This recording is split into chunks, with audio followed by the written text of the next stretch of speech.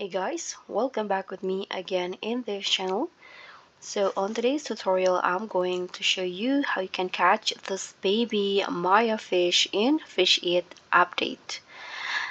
So the baby of Maya fish is a mythic vibrant find in Fish It that everyone is trying to track down.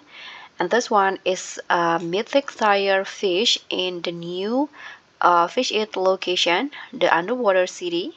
And in here I'm going to show you the exact spot on the map and the best setup to snag one. So the baby Maya fish can be caught in any weather and also any time.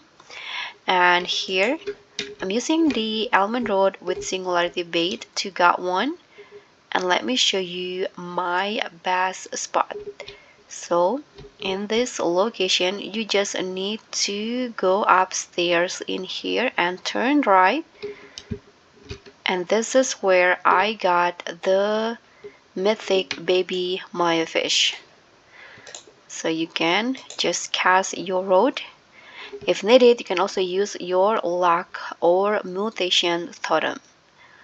And that's all. Thank you so much for watching. Don't forget to like, comment, and subscribe, and also click on the thanks.